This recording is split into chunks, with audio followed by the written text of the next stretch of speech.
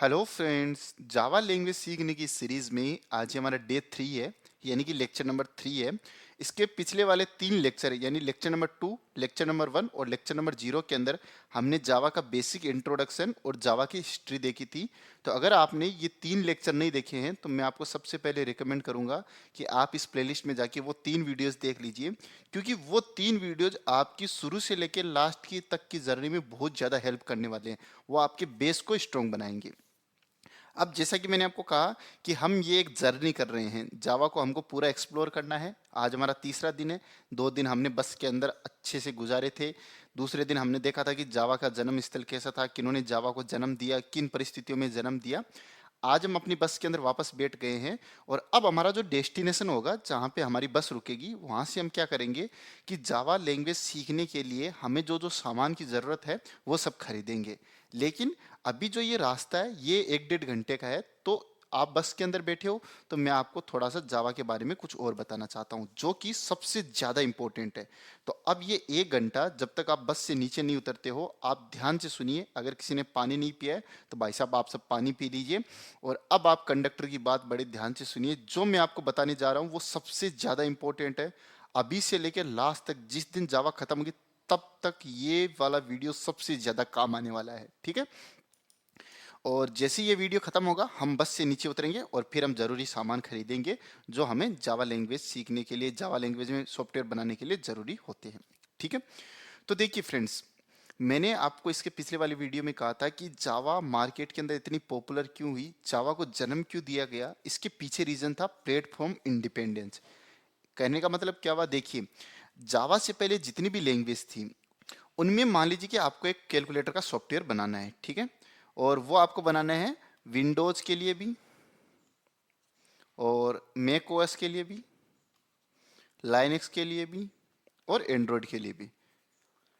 तो होता क्या था कि आपको इन विंडोज ऑपरेटिंग सिस्टम के अकॉर्डिंग आपको अलग अलग कोड लिखना पड़ता था। भले ही आप कैलकुलेटर सेम ही बनाना चाहते हो, फंक्शनैलिटी उसकी सेम होगी, एंड रिजल्ट भी उसका सेम होगा, लेकिन आपको कोड अलग अलग लिखना पड़ेगा। यानी कि प्लेटफॉर्म के हिसाब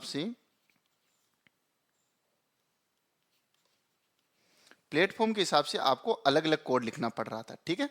भले ही आप सेम काम कर रहे हो।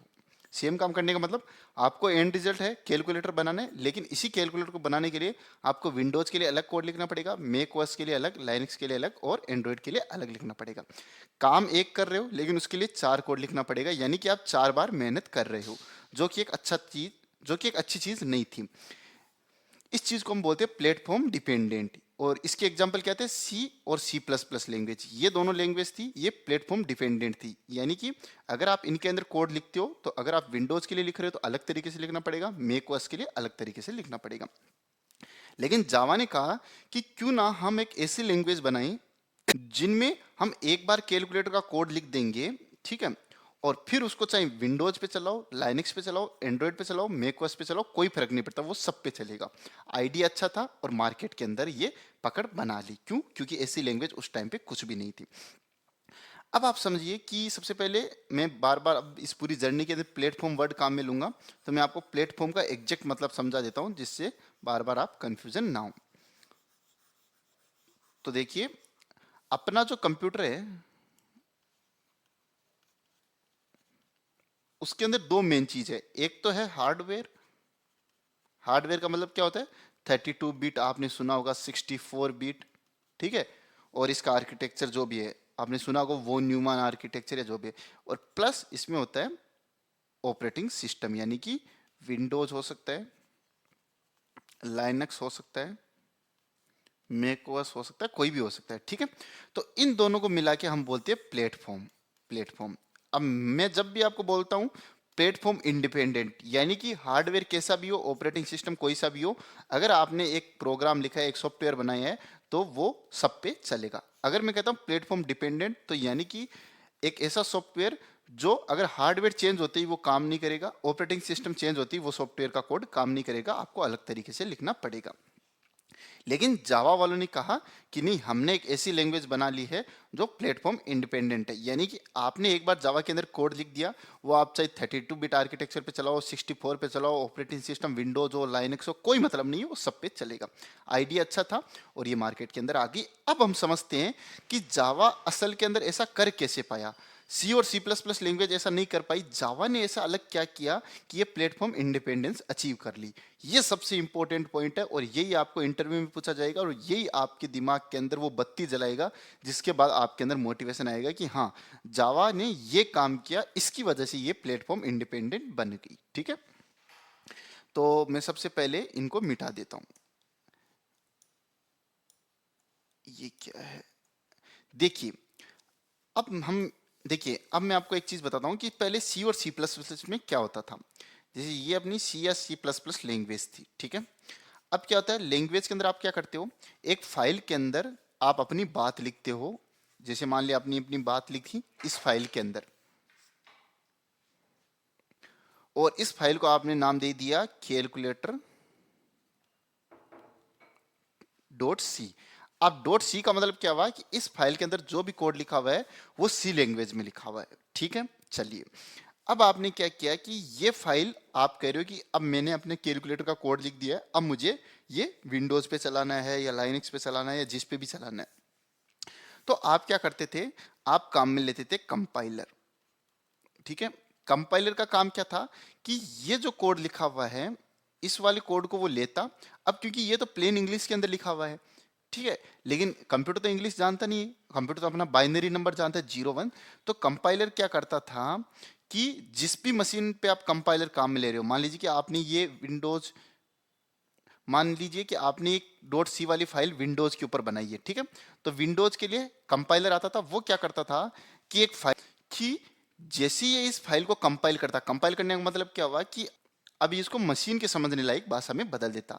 लेकिन बदलते समय वो ये ध्यान रखता कि अभी ऑपरेटिंग सिस्टम कौन सा है, विंडोज है, प्लस इसका आर्किटेक्चर कैसा है, मान लीजिए ये 32 बिट है, तो इसके अकॉर्डिंग ये क्या करता, 010101 की डिजिट ये बना देता। ठीक है, अब हुआ क्या कि अपन ने तो इंग्लिश में लिखा, लेकिन इसने ये कोड दिया कंपाइलर को, और कंपाइलर ने क्या किया, मशीन के अंडरस्टैंडेबल लैंग्वेज में इसको चेंज किया, और चेंज करने के बाद में अपना सॉफ्टवेयर रन हो गया।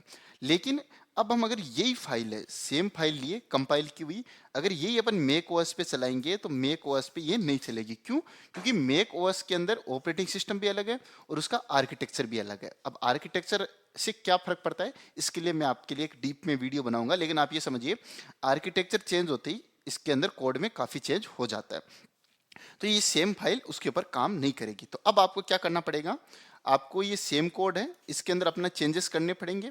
फिर आप क्या करोगे कि मेक ओएस का कंपाइलर लाओगे, ठीक है, और वो क्या करेगा, एक नई फाइल बनाएगा। ठीक है, और ये फाइल क्या होगी, इसके अंदर 0101 जो लिखे होंगे वो मेक ओएस के अकॉर्डिंग लिखे होंगे। ठीक है, होता क्या था कि जो हम सी और सी प्लस प्लस के लैंग्वेज के अंदर अपना कोड लिखते थे और उसको हम देते थे कंपाइलर को, कंपाइलर का काम क्या होता था, सिंपली कि जो हमने इंग्लिश के अंदर कोड लिखा है उसको कंप्यूटर के समझने लायक भाषा के अंदर बदल देना, यानी कि जो आपकी मशीन समझेगी उस भाषा में। क्यों?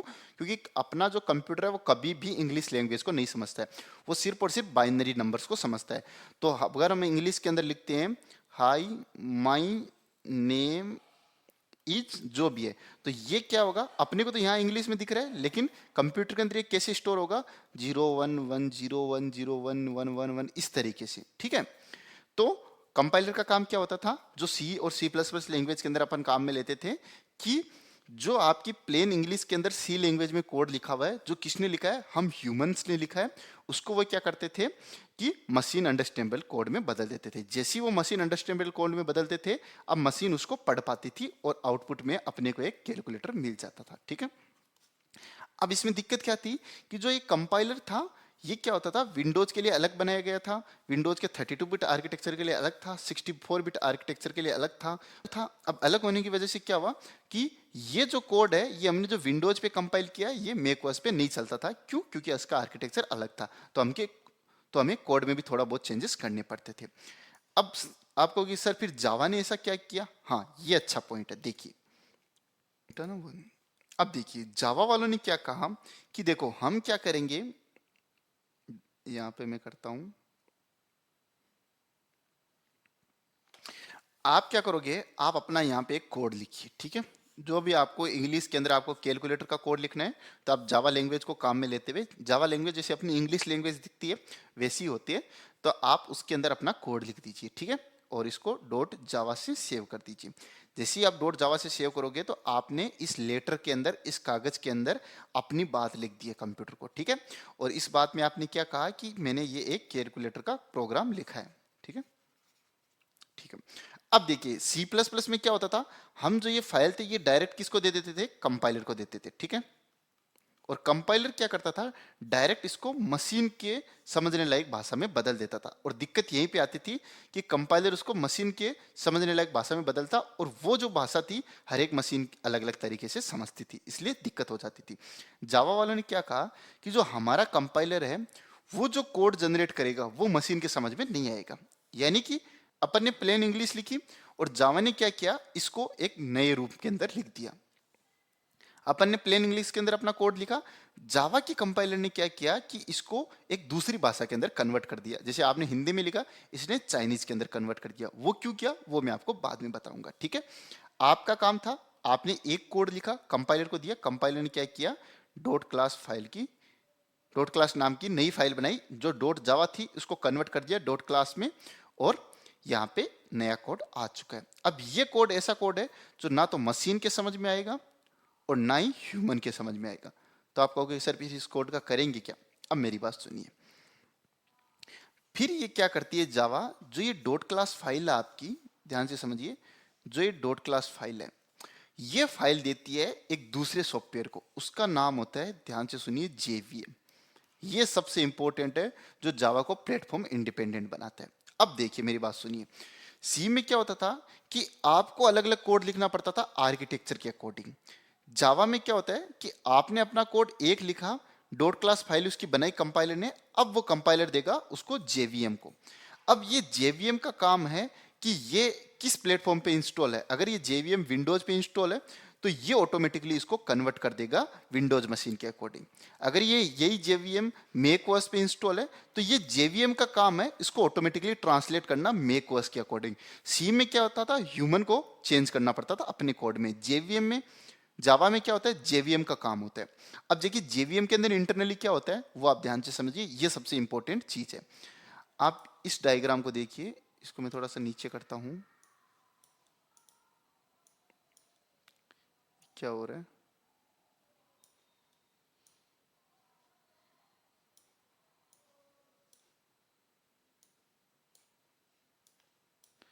ये क्या हो रहा है, एक सेकंड देना मुझे।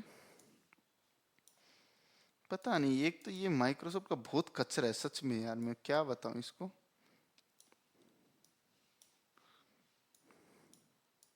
ठीक है, अब आप ध्यान से देखिए, क्योंकि ये बहुत ज़्यादा इंपॉर्टेंट चीज़ है, आप इसको स्किप नहीं कर सकते और मैं इसको बहुत आराम से आपको समझाऊंगा, ठीक है। आप इस इमेज को देखिए, मैं एक बार पेन का कलर रेड कर लेता हूं। देखिए यहाँ पे आपको एक और इमेज दिख रही है, इसको भी मैं एक बार थोड़ा सा बड़ा कर लेता हूँ। देखिए सी लैंग्वेज के अंदर क्या था कि जो कंपाइलर था उसका काम क्या था कि जो आपने कोड लिखा है, जो भी आपने कोड लिखा, मुझे नहीं पता आपने क्या लिखा, उसको जिस भी मशीन पे ये कंपाइलर डला हुआ है, आप मान लीजिए विंडोज मशीन पे आप ये कोड लिख रहे हो, तो ये क्या करता कि विंडोज के अकॉर्डिंग आपका जो मशीन के अंडरस्टैंडेबल कोड है वो जनरेट करके दे देता। अब क्या हुआ कि आप कह रहे हो कि नहीं नहीं ये सेम कोड में मैक ओएस पे चलाना चाहता हूं, तो कंपाइलर बोलता है भैया आप इस मेन कोड के अंदर चेंजेस करो, ठीक है, मेन कोड के अंदर चेंजेस करो, फिर जो मैक ओएस का कंपाइलर है उसको दे दो, वो अपना काम कर देगा, ठीक है। लेकिन जावा वालों ने क्या कहा कि जो ये आपका हेडेक है प्लेटफॉर्म के अकॉर्डिंग कोड लिखने का, जो आपका हेडेक है वो कौन हैंडल कर लेगा, वो जेवीएम हैंडल कर लेगा। जेवीएम कैसे करेगा वो इंटरनली हम डीप में जानेंगे। तो जावा के सोर्स कोड में क्या हुआ कि जैसे ही आपने अपना कोड लिखा, इस कंपाइलर को दिया, कंपाइलर ने एक दूसरा कोड जनरेट किया, ठीक है, उसको बोलते हैं अपन बाइट कोड। अब देखिए बाइट कोड को हमने क्या किया, यहाँ पे आप दो एरो देख रहे हैं, आप एक बार इसको भूल जाइए, ठीक है। बाइट कोड था, ये वो कोड था जो हमने एक्चुअल में लिखा था और जो कंपाइलर ने चेंज कर दिया। अब हम क्या करेंगे, अब हम जाएंगे जेवीएम के पास में, ठीक है, हमारा कोड जाएगा जेवीएम के पास में। अब जेवीएम देखेगा कि मैं कहाँ पे इंस्टॉल लूँ, मैं मैक ओएस पे इंस्टॉल लूँ, तो ये क्या करेगा, इस कोड को ऑटोमेटिकली मैक ओएस के कोड में कन्वर्ट कर देगा और फिर ये क्या करेगा, इसको सीपीयू को दे देगा। तो जेवीएम क्या करेगा, machine learning, machine understanding code में कन्वर्ट कर देगा। अब यही कोड आपने, सेम बाइट कोड है, ये आपने दिया विंडोज वाली कोड, ठीक है, तो ये जेवीएम देखेगा, अच्छा मैं विंडोज का जेवीएम हूं क्या, ठीक है, चलो मैं इसको क्या करता हूं, विंडोज के अकॉर्डिंग चेंज कर देता हूं। यानी कि जो डेवलपर के चेंज करने वाला कोड था उसको कौन हैंडल कर रहा है, अपना जेवीएम। अब आप देखोगे अगर मैं इन सबको मिटाता हूं तो इसमें दो रास्ते बने हुए हैं, ठीक है, इसको अगर मैं कंट्रोल जेड दबाता हूं, यहाँ पे डायरेक्ट मिटाता हूं, ठीक है, देखिए एक तो बाइट कोड है, इसको मैंने डायरेक्टली जेवीएम को दे दिया, ठीक है, लेकिन इस रास्ते में आप देखोगे तो यहाँ पे लिखा है जेआईटी कंपाइलर, फिर यहाँ पे लिखा हुआ मशीन कोड। इसका मतलब क्या हुआ, ये आप समझिए। देखिए यहाँ पे जो ये जेवीएम दिख रहा है आपको, ये मैं आपको डायग्राम दोबारा समझाऊंगा, सबसे पहले आप इस जेवीएम को समझिए और मैं ये चीज आपको पूरी समरी से दोबारा समझाऊंगा, तो आप घबराइए मत। देखिए जैसा कि मैंने आपको बताया कि सबसे पहले हमने डॉट जावा फाइल बनाई, इसके अंदर हम अपना एक्चुअल कोड लिखेंगे, ठीक है, जो कोड हर मशीन पे काम करेगा। काम कैसे करेगा वो आप समझिए कि जैसे ही हमने एक कोड लिखा, ये कोड हमने कंपाइल किया, कंपाइल करने के बाद में अपने पास एक नया कोड जनरेट हुआ, ठीक है, और ये नया कोड रहा अपना।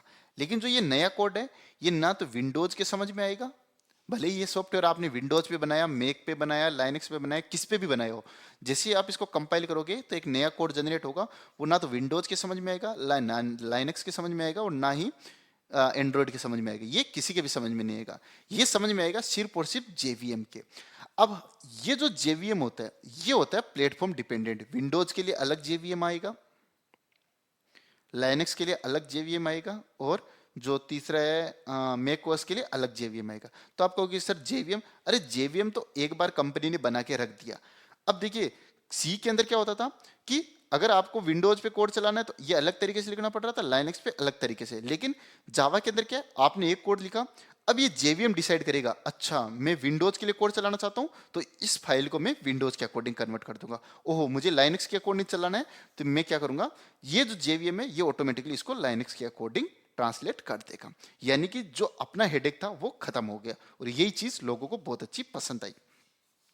अब देखिए जेवीएम क्या है, अब देखिए जेवीएम के अंदर क्या होता है वो आप ध्यान से सुनिए एक चीज, वो इसको मैं हटा देता हूं, ये है अपना जेवीएम, ठीक है, इसके अंदर होता है इंटरप्रेटर, जो भी है इंटरप्रेटर की आप स्पेलिंग सही देख लीजिए, यहाँ पे ये रही INTERPRETER, जो भी हो। अब देखिए इंटरप्रेटर क्या होता है, इंटरप्रेटर बिल्कुल कंपाइलर का जैसा ही होता है। ध्यान से सुनिए, ये इंटरव्यू में हमेशा पूछा जाता है कि कंपाइलर और इंटरप्रेटर में क्या डिफरेंस है, ठीक है, तो आपको सिंपली ये कहना है कि देखिए कंपाइलर क्या करता है, जो भी आप कोड लिखते हो अपने प्लेन इंग्लिश के अंदर, उसको क्या करता है ये कन्वर्ट कर देता है एक नए कोड में और एक नई फाइल के अंदर स्टोर कर देता है। ये होता है कंपाइलर। इसने क्या किया, एक कोड था एक फाइल का या जितनी भी फाइलों का, उसने क्या किया, उन सारे के सारे कोड को अलग फाइल के अंदर कंपाइल करके एक नई फाइल बना दी, और वो फाइल हम क्या करते हैं, मशीन को दे देते हैं, ठीक है, जो भी मशीन होती है। लेकिन इंटरप्रेटर का काम क्या होता है, इंटरप्रेटर क्या होता है कि कोड की एक लाइन पढ़ता है, उस एक लाइन को ट्रांसलेट करता है मशीन के अकॉर्डिंग, और फिर उसको मशीन को दे देता है, ठीक है। जैसे ये हमारा है इंटरप्रेटर, थोड़ा सा मैं पेन का कलर चेंज कर देता हूं। ये चीज मैं आपको इतना जोर क्यों दे रहा हूं, क्योंकि ये बहुत ज्यादा बेसिक है, आपको आनी चाहिए। कंपाइलर क्या करता है, देखिए ये अपना है कंपाइलर, इसने क्या किया, ये फाइल ली, डॉट सी की लिखी हुई जो भी है, इसको कंपाइल करके एक नई फाइल बना दी, ठीक है, डॉट, अब इसके आगे ये EXE भी हो सकती है या मेक ओएस के चलने लायक कोई भी फाइल हो सकती है। यानी कि इसने सारा का सारा कोड ट्रांसलेट कर दिया। अब ये कोड क्या होगा, ये कोड मशीन के समझ में आ जाएगा, ठीक है। लेकिन जो इंटरप्रेटर है वो क्या करता है, ये आपने कोड लिखा, इस कोड को वो पूरा पूरा ट्रांसलेट करके एक नई फाइल नहीं बनाता है।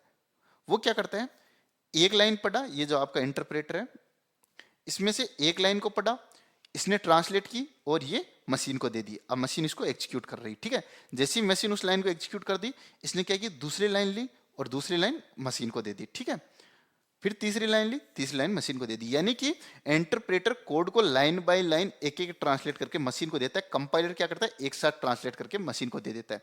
इसलिए कंपाइलर के इसलिए सी का कोड हमेशा जावा से फास्ट होता है। क्यों?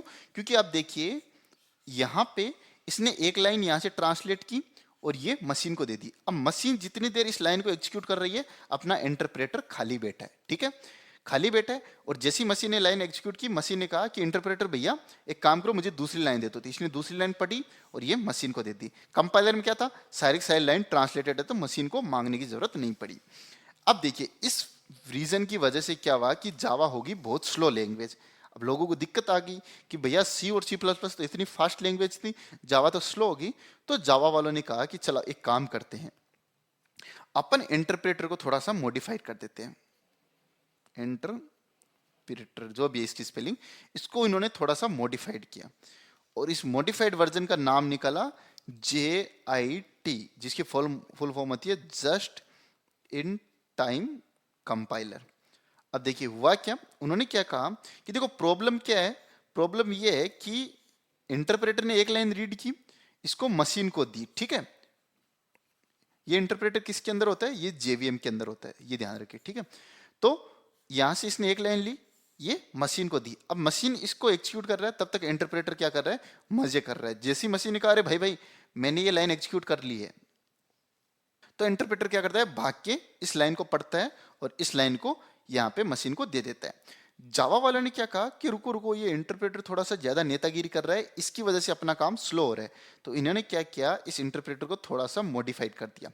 अब ये अपना क्या था, JVM था, जिसके अंदर पहले इंटरप्रेटर था, इसको JIT से रिप्लेस कर दिया। अब होता क्या था कि देखिए इंटरप्रेटर ने एक लाइन पढ़ी, ये लाइन मशीन को दे दी। अब मशीन जब तक इस लाइन को एग्जीक्यूट कर रही है, तब तक इंटरप्रेटर क्या करता है, दो तीन लाइन को पढ़ के ट्रांसलेट करके अपने पास रख लेता है, मशीन को नहीं देता है। जैसे मशीन दूसरी लाइन देती है, इसको तुरंत दे देता है और ये नेक्स्ट लाइन पढ़ने लग जाता है। इस वजह से क्या हुआ कि जावा की परफॉर्मेंस बहुत तगड़ी इंक्रीज होगी। हालांकि जावा सी और C++ पे बहुत स्लो है, इनके कंपैरिजन में बहुत स्लो है, लेकिन अपने आप में बाकी लैंग्वेज से बहुत ज्यादा फास्ट है। बहुत स्लो का मतलब बहुत ज्यादा स्लो होता है, लेकिन बहुत ज्यादा फास्ट भी है। किस वजह से है, इस JIT के फीचर की वजह से। JIT में क्या होता है, JIT के अंदर क्या होता है कि नॉर्मल इंटरप्रेटर क्या करता है, एक लाइन रीड करता है, ट्रांसलेट करता है, उसको मशीन को देता है। मशीन जब तक उसको एग्जीक्यूट कर रही है, इंटरप्रेटर खाली बैठा है। लेकिन JIT क्या करता है, एक लाइन ट्रांसलेट की, मशीन को दी, अब मशीन जब तक उसको एग्जीक्यूट कर रही है, तब तक ये दो तीन लाइन ट्रांसलेट करके अपने पास रख लेता है, ठीक है। लेकिन ये अलग फाइल नहीं बनाता है, लेकिन अपने पास बफर के अंदर रख लेता है। इस वजह से क्या हुआ कि जावा की जो स्लोनेस थी वो खतरनाक तरीके से खत्म हो गई और इस जावा तगड़ी स्पीड वाली लैंग्वेज बन गई।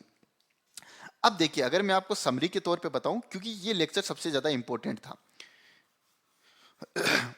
होता क्या था कि C++ का कोड कैसे मशीन के पास जाके एग्जीक्यूट होता था। आपने C++ के अंदर इंग्लिश भाषा में कोड लिखा, वो कैलकुलेटर मशीन के अंदर जाके कैसे बनता था कि जो भी आपने कोड लिखा उसको क्या करता था, C++ का या C का कंपाइलर था, वो क्या करता, पूरे पूरे कोड को लेता और उसको मशीन के अंडरस्टैंडेबल भाषा में बदल देता। लेकिन वो जो कंपाइलर था, वो जो कोड बनाता था ट्रांसलेट करके, वो पर्टिकुलर मशीन के अकॉर्डिंग बनाता था। यानी कि आपने अगर वो मशीन आपने वो कोड लिखा विंडोज मशीन पे, तो क्या करता था, तो C++ का कंपाइलर, C का कंपाइलर वो विंडोज के अकॉर्डिंग कोड बनाता। आप उस कोड को लेके किसी को देते, वो किसी का नहीं समझ में आता, आप कहते मुझे मैक ओएस पे सेम वो कैलकुलेटर बनाना है, तो आपको उसके लिए अलग कोड लिखना पड़ता। क्यों? क्योंकि आर्किटेक्चर डिफरेंट हो गया, ऑपरेटिंग सिस्टम डिफरेंट हो गया।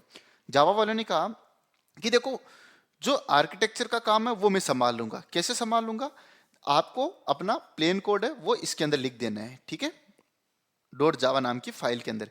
ये फाइल है, ये आप कंपाइलर को दो, कंपाइलर आपको एक कोड देगा, वो कोड है, अब वो कोड लाइनेक्स पे चलाओ, विंडोज पे चलाओ, एंड्रॉइड पे चलाओ, सब जगह चलेगा। बोला कैसे, आपको वो कोड है, वो मेरी एक आदमी है JVM, उसको देना है। वो JVM प्लेटफॉर्म डिपेंडेंट है, ये याद रखिए, JVM में वो प्लेटफॉर्म डिपेंडेंट है, लेकिन आपको टेंशन नहीं है क्योंकि आपको JVM का कोई भी कोड नहीं करना है, वो जावा वाले लोगों ने अपने आप करके दे दिया। अब मान लीजिए कि आपने ये कोड है, ये लिखा विंडोज पे और विंडोज के कंपाइलर को दिया और कंपाइलर ने आपको ये कोड दिया। अब अगर ये कोड आप मैक ओएस के JVM को दोगे तो ये मैक ओएस के अकॉर्डिंग इसको बना देगा, विंडोज के JVM को दोगे तो विंडोज के अकॉर्डिंग बना देगा, लाइनेक्स को दोगे तो लाइनेक्स के अकॉर्डिंग। यानी कितना अच्छा काम हो गया, जो डेवलपर का हेडेक था प्लेटफॉर्म के अकॉर्डिंग कोड लिखना, वो सारा किसने हैंडल कर दिया? जेवीएम ने हैंडल कर दिया। किसकी वजह से? इन बाइट कोड्स की वजह से। अब जेवीएम के अंदर दिक्कत क्या थी कि जेवीएम के अंदर होता था, कई सारी लाइब्रेरीज होती थी, उसके साथ एक जो मेन चीज होती जेवीएम के अंदर वो था, ये अपना अगर जेवीएम है तो इसके अंदर एक ये छोटा सा था इंटरप्रेटर, जिसका काम क्या था कि जो आपका बाइट कोड ये जो मिला है इसको, इसकी एक एक लाइन का, यानी कि बाइट कोड की एक एक लाइन को रीड करना, उसको ट्रांसलेट करना मशीन के अकॉर्डिंग और मशीन को देना। मशीन यानी कि अपने ऑपरेटिंग सिस्टम को देना। जैसे ही ऑपरेटिंग सिस्टम इस लाइन को एग्जीक्यूट करता है, ये वापस इंटरप्रेटर को बोलता भाई मैंने ये लाइन एग्जीक्यूट कर दी है, तो मुझे दूसरी लाइन दो। तो ये दूसरी लाइन को ट्रांसलेट करता फिर देता। तो इससे क्या हो गया कि जावा लैंग्वेज बहुत स्लो हो गई। तो जावा वालों ने क्या दिमाग लगाया कि ये जो इंटरप्रेटर है ये काम का आदमी नहीं है, तो इंटरप्रेटर को फायर करो। इसकी जगह उन्होंने लाया जीआईटी को, यानी जस्ट इन टाइम कंपाइलर को। अब ये क्या है, ये इंटरप्रेटर की तरह बिहेव करेगा प्लस कंपाइलर की तरफ भी, यानी इंटरप्रेटर प्लस कंपाइलर। कंपाइलर क्या करता है, कोड को ट्रांसलेट करके एक नई फाइल के अंदर रख देता है। इंटरप्रेटर क्या करता है, लाइन बाय लाइन देता है। दोनों को मिक्स किया तो हुआ क्या, एक नई चीज जन्म ली, जिसमें क्या होता था, अगर मैं आपको नीचे लिखाऊं, नीचे आओ भैया, ये अपने बाइट कोड था। बाइट कोड की एक लाइन जीआईटी ने ली, इसको मशीन को दी। अब मशीन क्या कर रही है, इसको एग्जीक्यूट कर रही है, ठीक है। तब तक क्या किया, जीआईटी ने दो तीन लाइन को अपने पास ट्रांसलेट करके रख लिया। जैसी मशीन बोलेगी भाई मुझे नेक्स्ट लाइन दो, ये लाइन तुरंत दे देगा और फिर वो ट्रांसलेट करके रख लेगा। यानी थोड़ा ये कंपाइलर की तरह बिहेव कर रहा है, थोड़ा इंटरप्रेटर की तरह। और इस चीज की वजह से जावा लैंग्वेज बहुत फास्ट हो गई। तो फ्रेंड्स अब मैं समरी के तौर पे आपको ये चीज समझा देता हूं, क्योंकि ये चीज आपके लिए समझना बहुत जरूरी था, ठीक है, बहुत जरूरी था। और इसी से रिलेटेड है अपना नेक्स्ट वीडियो, ठीक है। तो मैं एक काम करता हूं, पहले इन बाकी सारी चीजों को हटा देता हूं।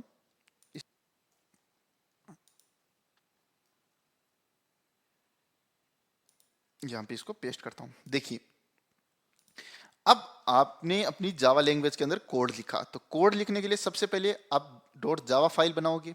अब डॉट जावा फाइल बनाने के लिए आपको कोई ना कोई कॉपी पेन की जरूरत पड़ेगी, जहां पे आप अपनी बात लिखोगे कंप्यूटर के लिए। जैसे आपको कैलकुलेटर बनाना है तो आप लिखोगे भैया मुझे कैलकुलेटर बनाना है, और उस कैलकुलेटर में एक प्लस का बटन होगा, एक माइनस का बटन होगा। तो ये सारी बातें आप कहाँ लिखोगे, डॉट जावा नाम की फाइल में। तो इसके लिए क्या होगा, आपको एक कॉपी चाहिए प्लस एक पेन चाहिए।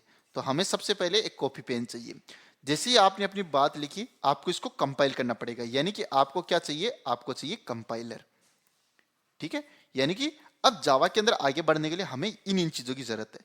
जैसे आपने ये काम किया, फिर आपको क्या चाहिए, जेवीएम चाहिए, ठीक है। और उसके बाद भी आपके पास ऑपरेटिंग सिस्टम तो है ही है। यानी कि अब हमें ये दो तीन चीजें डाउनलोड करनी पड़ेगी। डाउनलोड करने का मतलब क्या है, हमें ये चीजें खरीदनी पड़ेगी। अब खरीदने से आप ये मत समझिए कि महंगी है। तो अब जैसी बस रुकेगी, आप सारे लोग जाना और अपनी अपनी इन तीनों चीजों को खरीद के ले आना। ये कहाँ से मिलेगी, ये हम जानेंगे अपने नेक्स्ट वीडियो में। तो फ्रेंड्स अब मैं इस चीज को आपको समराइज कर देता हूँ। इसको डिलीट करता हूं। देखिए सबसे पहले जो C language, C plus plus language या जो भी प्लेटफॉर्म डिपेंडेंट लैंग्वेज होती है, उनमें क्या होता है कि जो भी हम कोड लिखते हैं उसको कंपाइलर उस पर्टिकुलर मशीन के अकॉर्डिंग, जिस भी मशीन पे हम ये कोड लिख रहे हैं या जिस भी मशीन का एक कंपाइलर है, उसके अकॉर्डिंग उस कोड को चेंज कर देगा। लेकिन अगर वही कोड हम मैक ओएस के लिए या दूसरी मशीन के लिए चलाना चाहते हैं तो वो नहीं चलेगा। क्यों? क्योंकि आर्किटेक्चर डिफरेंट है, ऑपरेटिंग सिस्टम भी डिफरेंट है। आर्किटेक्चर का क्या फर्क पड़ता है, इसके लिए मैं आपके लिए एक डीप वीडियो बनाऊंगा, जिसको जानने के बाद में तो आपके दिमाग की बत्ती चालू हो जाएगी, ठीक है। जावा वालों ने क्या कहा कि भैया जो आर्किटेक्चर के अकॉर्डिंग जो ट्रांसलेट करने वाला कोड है वो मैं ध्यान रख लूंगा, आप तो अपनी प्लेन बात लिखिए, उसको कंपाइलर को दीजिए। मेरा कंपाइलर है वो एक ऐसा कोड जनरेट करेगा जो ना तो मशीन के समझ में आएगा ना ह्यूमन के समझ में आएगा, वो सिर्फ और सिर्फ जेवीएम के समझ में आएगा। जेवीएम के अंदर जो इंटरप्रेटर है उसका फिर काम है कि वो किस मशीन के अकॉर्डिंग उसको ट्रांसलेट करेगा। अगर ये जेवीएम ये मेक ओएस का है तो इसको ये मेक ओएस के अकॉर्डिंग कन्वर्ट कर देगा, आपको कोई भी कोड लिखने की जरूरत नहीं है। सेम अगर ये लाइनेक्स का जेवीएम है तो ये लाइनेक्स के अकॉर्डिंग इसको ट्रांसलेट कर देगा। इसका मतलब क्या हुआ, आपकी सारी हेडेक खत्म हो चुकी है। और यही जावा का गजब का फीचर था, इसकी वजह से आज जावा मार्केट पे राज कर रही है। अब फ्रेंड्स मैं इस वीडियो को यहीं खत्म करता हूं। अभी थोड़ी देर में बस रुकेगी आगे डेस्टिनेशन पे, वहां जाके आपको सारी चीजें ये खरीदनी है। ये कैसे खरीदनी है इसके लिए मैं आपको गाइड कर दूंगा। तो चलिए फ्रेंड्स मिलते हैं अपने नेक्स्ट वीडियो में। तब तक के लिए आप बताइए कि आप इस 1-1.5 घंटे की बस की जर्नी में बोर तो नहीं हुए, और आपके जो भी सजेशन है वो आप मुझे कमेंट बॉक्स में जरूर लिखिए। तो फ्रेंड्स जाते जाते मैं आपको 2-3 की पॉइंट बताना चाहता हूं जो आपके इंटरव्यू के अंदर बहुत ज्यादा हेल्प करेंगे। हम जो जावा का कोड लिखते हैं वो डॉट जावा नाम की फाइल में लिखते हैं, और जावा का जो कंपाइलर है जैसे आप इसको कंपाइल करोगे वो डॉट क्लास नाम की एक नई फाइल जनरेट करेगा जिसको अपन बोलते हैं बाइट कोड। ये बाइट कोड ना तो मशीन के समझ में आएगा और ना ही ऑपरेटिंग सिस्टम के समझ में आएगा, ठीक है। ये और ना ही ह्यूमन के समझ में आएगा, ये किसी के समझ में नहीं आएगा। फिर हम क्या करेंगे, ये जो डॉट बाइट कोड है ये हम देंगे जेवीएम कोड, ठीक है। और जेवीएम के अंदर क्या होता है, जीआईटी होता है जो क्या करेगा, इसको ट्रांसलेट करके इसको मशीन को देगा, ठीक है। चलिए ये तो बात होगी ये। अब इसमें है बात की जो ये बाइट कोड है, ये बाइट कोड ये क्या है, प्लेटफॉर्म इंडिपेंडेंट है, इंडिपेंडेंट जो भी है, ठीक है। इसको मैं थोड़ा सही लिख देता हूं। जो ये बाइट कोड है आपका ये क्या है, प्लेटफॉर्म इंडिपेंडेंट है, ठीक है। लेकिन जो आपका जेवीएम है ये जेवीएम क्या है, ये प्लेटफॉर्म डिपेंडेंट है, ठीक है। जेवीएम प्लेटफॉर्म डिपेंडेंट है, हमको कोई दिक्कत नहीं है। क्यों? क्योंकि जेवीएम जावा वालों ने ऑलरेडी हमको बना के दे दिया है। तो हमें सिर्फ और सिर्फ अपनी डॉट जावा फाइल के अंदर हम क्या कोड कर रहे हैं उस पर फोकस करना है। आर्किटेक्चर ऑपरेटिंग सिस्टम सब हमको भूल जाना है। तो चलिए फ्रेंड्स अब इस वीडियो को यहीं पे खत्म करते हैं, मिलते हैं अपने नेक्स्ट वीडियो में। तब तक के लिए बाय बाय, टेक केयर।